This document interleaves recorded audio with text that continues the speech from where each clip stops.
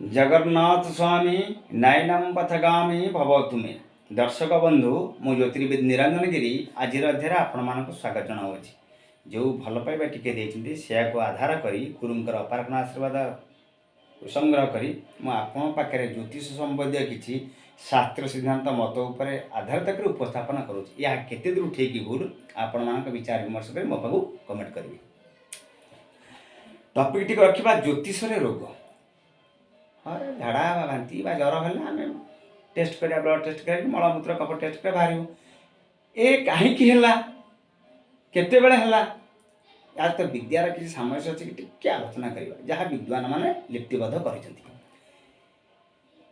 Corona है कौन समझते चलीगले कि कहीं क्या किए चलीगले कि पड़ी कि भोगर आसीगले बुझे कथा से भाई जो 9टी ग्रह 12टी राशि 27टी नक्षत्र रही ए 9टी ग्रह पर माने विचार करिबा ग्रहरु प्रभाव नक्षत्र ला प्रकृति हमर कह राशि नाम नक्षत्र लग्न गोत्र राशि ला मन ऊपर प्रभाव पड़ते। चंद्रर बलाबल नहीं आपण मनटी ऊर्ध्वगामी हुए निम्नगामी होते।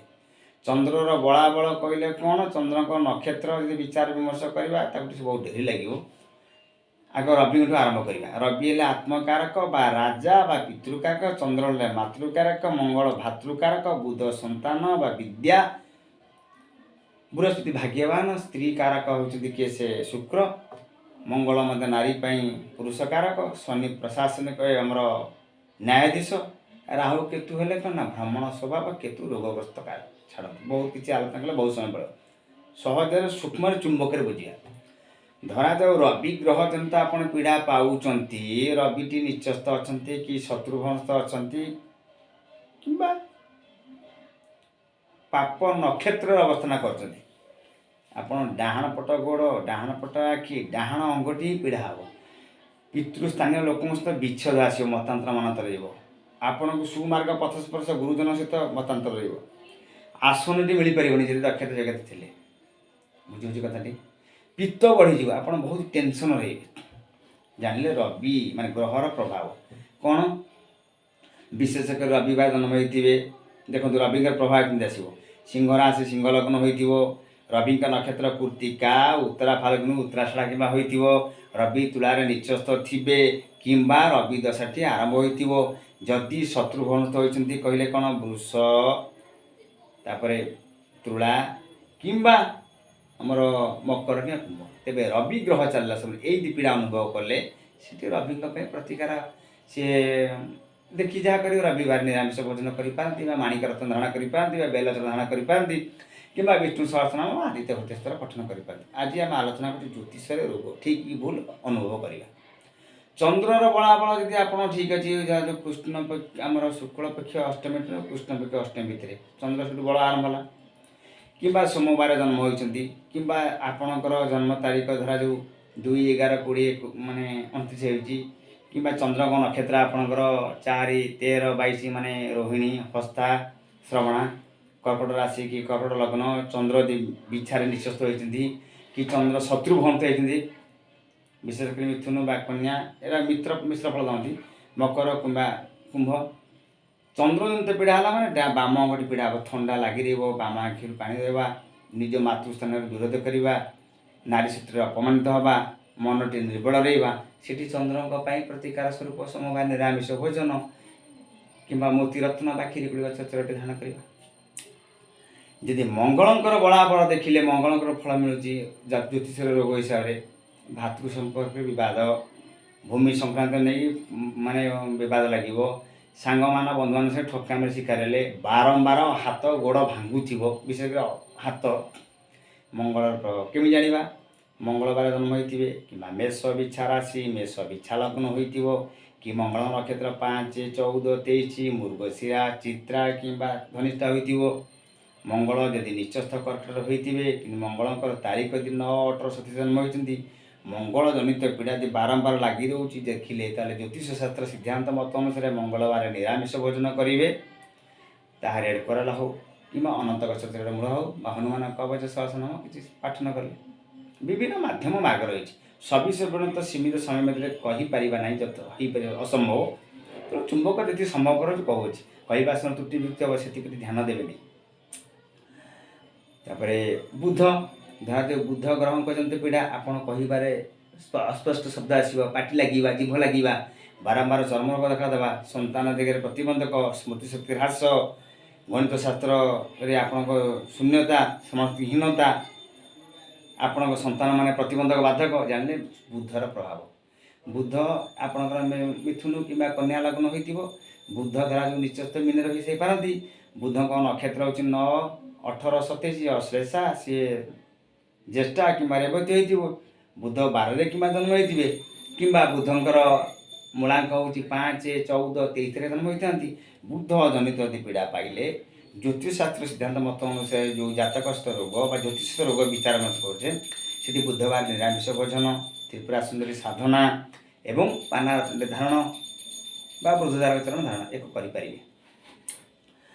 ବୃହସ୍ପତିର ପ୍ରଭାବରୁ ଗୁରୁ ସହିତ ଅପ୍ରିୟତା ରହିବା, ନିଜ ପିତୃପୃଷ୍ଠରେ ବିରୋଧାଚରଣ ହେବା, ବାରମ୍ବାର ମାନେ ପେଟ ଯନ୍ତ୍ରଣା, ଛାତି ଯନ୍ତ୍ରଣା ଅନୁଭବ କରିବା, ଜଙ୍ଘ ପୀଡ଼ା ଅନୁଭବ କଲେ ଜାଣିବେ ଏ ବୃହସ୍ପତିର ପ୍ରଭାବ। ଆପଣଙ୍କ ଯିଏ ସୁମାର୍ଗ ପଥପ୍ରଶସ୍ତ, ଯିଏ ଆପଣଙ୍କୁ ସୁମାର୍ଗ ଦେଖାଉଥିବେ, ସୁଚିନ୍ତା କରୁଥିବେ, ତାଙ୍କ ସହିତ ବିରୋଧାଭାସ ହେଇଯିବ, ଦୂରତା ହେଇଯିବ। ତା'ର ତ ଆପଣ ଧନୁ କିମ୍ବା ମୀନ ରାଶି, ଧନୁ କିମ୍ବା ମୀନ ଲଗ୍ନ, କି ବୃହସ୍ପତି ମକରରେ ଅଛନ୍ତି, କିମ୍ବା ବୃହସ୍ପତି ନକ୍ଷତ୍ର ହେଉଛି କ'ଣ ନା 7, 16, 25 ମାନେ ପୁନର୍ବସୁ, ବିଶାଖା କିମ୍ବା ପୂର୍ବ ଭାଦ୍ରବ, କିମ୍ବା ବୃହସ୍ପତିଙ୍କର ତାରିଖ କହିଲେ 3, 12, 21, 30ରେ ଜନ୍ମ ହୋଇଛନ୍ତି, କିମ୍ବା ଗୁରୁବାର ଜନ୍ମ ହୋଇଛନ୍ତି, ବୃହସ୍ପତି ମକରରେ ଅଛନ୍ତି, ଏଠି ସ୍ଥାନରେ ଦେଖିଲେ ଏଇ ପ୍ରଭାବ ମୋର ଅନୁଭବ ହେଉଛି ବା ମୋ ଶାରୀରିକ ବା ପରିବେଶ ପାରିପାର୍ଶ୍ୱିକ ପ୍ରଭାବ କହୁଛି, ତେବେ ବୃହସ୍ପତିବାର ନିରାମିଷ ଭୋଜନ, ଗୁରୁବାର କରିବେ ନିରାମିଷ ଭୋଜନ, ରାତିରେ ଉପବାସ ଶୟନ, ବିଷ୍ଣୁ ସହସ୍ରନାମ ପଠନ ବା ବୃହସ୍ପତି ବ୍ରହ୍ମଯଷ୍ଟି ବା ଆର୍ଥିକ ସଚ୍ଛଳତା ଅଛି ପୋଖରା ଧାରଣ କରିପାରିବେ। ବୁଝୁଛି କଥା, ବିଭିନ୍ନ ମାଧ୍ୟମ ମାର୍ଗ ଦେଉଛି ବା ଇଷ୍ଟଦେବୀ ତାରାଙ୍କୁ ସାଧନା କରିପାରିବେ। ଶୁକ୍ର ଜନିତ ପୀଡ଼ା ଆମେ ଆଲୋଚନା କରୁଛୁ ଜ୍ୟୋତିଷ ବା ଗ୍ରହମଣ୍ଡଳୀ ବା କୁଣ୍ଡଳୀରେ ଗ୍ରହଙ୍କ ପ୍ରଭାବରେ ଯୋଗ, ଜ୍ୟୋତିଷରେ ରୋଗ। ଶୁକ୍ରଙ୍କ ପ୍ରଭାବ ହେଲେ ମେୟ, ପ୍ରେମ, ଗେନିରା, ଅର୍ଶ, ମଳକଟ ସବୁ ନିର୍ମାଣଙ୍କ ରୋଗ, ଯେତେ ଚକ୍ଷୁ ପୀଡ଼ା ବା କିଡ଼ନୀ, ଏଇସବୁ ରୋଗ ଦେଖାଇଦେବ ବେଶୀ। ପୁରୁଷ ଯେତେବେଳେ ନାରୀ ସୁସ୍ଥରେ ଅପମାନିତ ହେବା, ପ୍ରେମ ସମ୍ପର୍କରେ ବିଫଳତା ହେବା ଓ ଗୁପ୍ତ ପ୍ରେମ ଲାଗି ରହିବା। ଶୁକ୍ରଙ୍କର ରାଶି ବୃଷ ତୁଳା ରାଶି ବା ଲଗ୍ନ ହୋଇଥିବ, ଶୁକ୍ର ଯଦି କନ୍ୟାରେ ନିଃଶସ୍ତ ହୋଇଗଲେ, ଶୁକ୍ରବାର ଜନ୍ମ ହୋଇଛନ୍ତି, କିମ୍ବା ଶୁକ୍ରଙ୍କ ନକ୍ଷତ୍ର 2, 11, 20 ଦିଜା, ପୂର୍ବା ଫାଲ୍ଗୁନୀ କିମ୍ବା ପୂର୍ବାଷାଢ଼ା ନକ୍ଷତ୍ର, ଶୁକ୍ରଙ୍କ ତାରିଖ 6, 15, 24 ଜନ୍ମ ହୋଇଛନ୍ତି, ଶୁକ୍ର ଜନିତ ପୀଡ଼ା ପାଇଲେ, ବୁଝିପାରିଲେ, ସେଠି କ'ଣ କରିବେ? ଶୀଘ୍ର ଶୁକ୍ରବାର ନିରାମିଷ ଭୋଜନ, ରାତ୍ରି ଉପବାସ ଶୟନ। ଶୁକ୍ର ପାଇଁ ଡାଇମଣ୍ଡ ହୀରା ପିନ୍ଧିପାରନ୍ତି ବା ଜିରକନିଆ ପିନ୍ଧିପାରନ୍ତି ବା ଉପାଲ ପିନ୍ଧିପାରନ୍ତି ଉପରତ୍ନ, କିମ୍ବା ଶଙ୍ଖ ପୁଷ୍ପ ବା ବେଣାଚର ଧାରଣ କରିପାରିବେ, ବା ଶୁକ୍ରଙ୍କ ଇଷ୍ଟଦେବୀ ଲକ୍ଷ୍ମୀଙ୍କୁ ସାଧନା କରିପାରିବେ। ଯଦି ଏ ଗ୍ରହଜନିତ ପୀଡ଼ାଟି ଆପଣ ଅନୁଭବ କଲେ, ଜାଣିବେ ଏଇ ଗ୍ରହର ପ୍ରଭାବ ଆପଣଙ୍କ ଉପରେ ପଡ଼ୁଛି, ପୁରା କ୍ଲିଅର। ତାପରେ ଆସିଗଲା ସପ୍ତମ ଗ୍ରହ ହେଉଛି ଶନି। ଶନି ଜନିତ ପୀଡ଼ା ଆପଣ ଅନୁଭବ କଲେ, ବାରମ୍ବାର ପ୍ରତ୍ୟେକ କାର୍ଯ୍ୟରେ ମନ୍ଥରତା, ଶ୍ରଦ୍ଧାହୀନ, ବିଳମ୍ବତା, କାମଟା ହେଉଥିବ କିନ୍ତୁ ଡେରି ହେଇଯିବ, ସବୁ ଉଚ୍ଚ ଅଫିସରେ ଫାଇଲ ପଡ଼ିଥିବ, କାମ ଆଜି ହେବ କାଲି ହେବ, ଆଜି ଏଇ ବର୍ଷ ଲାଗିବ, ତାର ତ ମନ୍ଥର ହେଲା, ଶନିର ପ୍ରଭାବ। ବାରମ୍ବାର ରାଜଦଣ୍ଡ କୋର୍ଟ କିଛି ଦ୍ୱାରସ୍ଥ ହେବା, ଆପଣ କାହା ପାଇଁ ଅମିନି ଜାମିନି ମଧ୍ୟସ୍ଥ ହେଉଥିବେ, ବା ଗୋଡ଼ରେ ଦୁର୍ଘଟଣା ଲାଗୁଥିବ, ବିନା କାରଣରେ ବିନା ପଦରେ ଖାଲି ଅଳସ୍ୟାମୀ ଲାଗୁଥିବ, ଜାଣିଲେ ଶନିର ପ୍ରଭାବ। ସେଠି ଆପଣଙ୍କ ମକର ରାଶି ହୋଇଥାଇପାରେ ବା କୁମ୍ଭ ରାଶି ବା ମକର ବା କୁମ୍ଭ ଲଗ୍ନ ହୋଇଥାଇପାରେ, କିମ୍ବା ଶନିବାର ଜନ୍ମ ହୋଇଥିବେ, କିମ୍ବା ଶନିଙ୍କ ନକ୍ଷତ୍ର ହେଉଛି 8, 17, 26 ପୁଷ୍ୟା, ଅନୁରାଧା ବା ଉତ୍ତର ଭାଦ୍ରବ ହୋଇଥିବ, କିମ୍ବା 8 ତାରିଖ 17 ତାରିଖ 26ରେ ଜନ୍ମ ହୋଇଛନ୍ତି। ଶନି ଜନିତ ପୀଡ଼ା ଯଦି ଅନୁଭବ କରୁଛନ୍ତି, ଶନିବାର ନିରାମିଷ, ରାତିରେ ଉପବାସ କରିବେ। ଶନି ପାଇଁ ବାଳିଗଣା ଚେର ହେଉ ବା ଇନ୍ଦ୍ରନୀଳା ହେଉ, କିମ୍ବା ଦକ୍ଷିଣକାଳ କବଚ ହେଉ ବା ହନୁମାନ ସହସ୍ରନାମ ହେଉ ଶ୍ରଦ୍ଧାପୂର୍ବକ ପଠନ କରିପାରିବେ, ବା ଶିବଙ୍କ ସେ ମାନେ ଓଁ ନମଃ ଶିବାୟ ଜପ ବି କରିପାରିବେ। ରାହୁ ଜନିତ ପୀଡ଼ା ଯଦି ଅନୁଭବ କଲେ, କ'ଣ ସେ ପ୍ରଭାବଟି ନା, ରାହୁଙ୍କ ତ ରାଶିରେ ଘର ନାହିଁ, ରାହୁଙ୍କର ତାରିଖ ଅଛି, କ'ଣ ତାରିଖ ନା 4, 13, 22, 31ରେ ଜନ୍ମ ହେବା। ବିଶେଷ କରି ରାହୁଙ୍କ ସୂତ୍ର ମିତ୍ର ହେଉଛି ଶନି, ଶନିବାର ଜନ୍ମ ହୋଇଥିବେ, କିମ୍ବା ରାହୁଙ୍କ ନକ୍ଷତ୍ର 6, 15 କିମ୍ବା 24 ହେଇଛି, 6 କଲେ ଆଦ୍ରା, ସ୍ୱାତି କିମ୍ବା ଶତବିଶା ନକ୍ଷତ୍ର ହେଇଛନ୍ତି। ରାହୁଙ୍କ ପୀଡ଼ା ଅର୍ଥ କ'ଣ? ଆପଣଙ୍କର ସବୁ କାମ ବେସ୍ପଣ, ମାନେ ପାଗେଲାମି କରିଥିବେ, ସେ କଥା ମନେ ନଥିବ, ଭାରି ବିଚଳିତ ରହିବେ, ଆଉ ବିବ୍ରତ ରହିବେ, ବାଚଳିତ ରହିବେ, ଅସ୍ଥିରତ ରହିବେ, ଭ୍ରମଣ ସ୍ୱଭାବ ରହିବେ, କୌଣସି କାର୍ଯ୍ୟଟି ପୂର୍ଣ୍ଣାଙ୍ଗ ହୋଇପାରୁନଥିବ, ଜାଣିବେ ରାହୁ ଗ୍ରହର ପ୍ରଭାବଟି ରହୁଛି। ବୁଝୁଛି କଥା, खाली भ्रमण स्वभाव କେଉଁଥିରେ ସ୍ଥିର ନାହିଁ। ସେଠି ପ୍ରତିକାର କ'ଣ ନା ରାହୁ କବେ ବାର ତ ନାହିଁ, ବାର ହେଉଛି ଶନିବାରଟି ପାଳନ କରିବେ। ଗୋମେଦ ରତ୍ନ ହେଉ ଅଶ୍ୱଗନ୍ଧା ଗଛର ଚେର ତ ମିଳିବା କଷ୍ଟ, ବା ରକ୍ତଚନ୍ଦନ ଅଶ୍ୱଗନ୍ଧା ଯେଉଁଟା ଅଛି କଷ୍ଟ, ସେଠି ବେଗୁନିଆ ଗଛ ଚେରଟି ଧାରଣ କରିପାରିବେ ବା ତୁଳସୀ ଗଛର ମାଟିଟିକୁ ମୁଣ୍ଡରେ ମାରିପାରିବେ। କିନ୍ତୁ ଓମ୍ ନମଃ ଶିବାୟ ରାହୁଙ୍କର ଗୁରୁ, ଓମ୍ ନମଃ ଶିବାୟ ମନ୍ତ୍ର ଜପ କରିପାରିବେ ବା ଛିନ୍ନମସ୍ତା କବଚ ପଢ଼ିପାରିବେ। ଇଏ ହେଉଛି ପ୍ରତିକାର। କେତୁଙ୍କ ପାଇଁ କେତୁ କୁଜବତ, କେତୁ ମଙ୍ଗଳମୟ ଫଳ ଦିଅନ୍ତି। ଦର୍ଶକ ବନ୍ଧୁ, ମଙ୍ଗଳର ପ୍ରଭାବରେ ନାରୀ କ୍ଷେତ୍ରରେ ଯଦି ଜନ୍ମ ହୋଇଛନ୍ତି ତାହେଲେ ବିଭିନ୍ନ ଘନ ଘନ ସୂତ୍ରରେ ମଧ୍ୟ ବିବାହ ପ୍ରସ୍ତାବ ଭାଙ୍ଗିବ।